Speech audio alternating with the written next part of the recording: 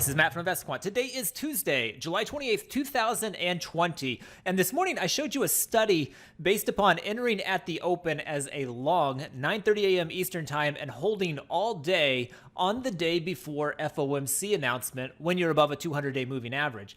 And that condition was true for today.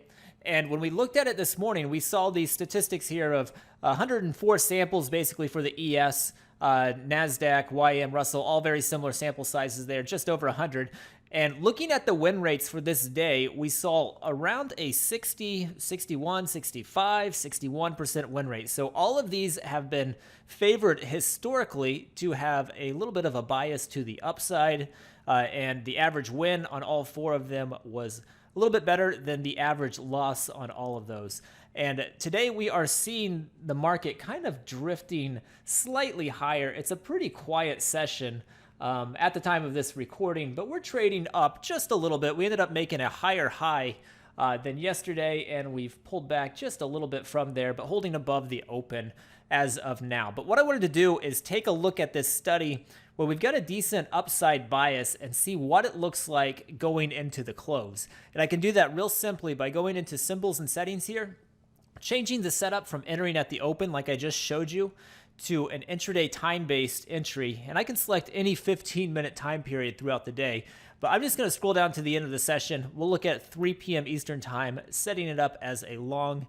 And then I'll go back and select an exit of exiting at the close of regular trading hours. And then I can run this same study, entering at 3 p.m. Eastern time and exiting at the close.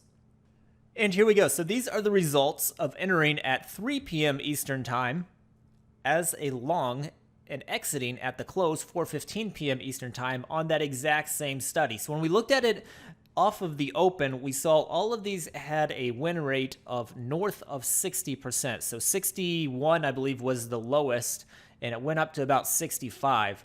When we move this entry time to 3 p.m., you'll see that the numbers start dropping to where the highest number we have now is the Russell at 61%. It's still slightly favored there, but that is basically in line with what the rest of them were at the open. And then when you look at the ES, NASDAQ, and YM, they have all dropped to where ES is just about 56%, NASDAQ a little under 50%, so 48% there, and YM 56%. So 3 of the 4 are now under 60% win rate, 1 of them under 50% win rate, and Russell the only one holding that 60% average historically. So not as strong as it was off the open as it is into the close, historically speaking. So hopefully you found that interesting. Good luck today, and we will see you tomorrow.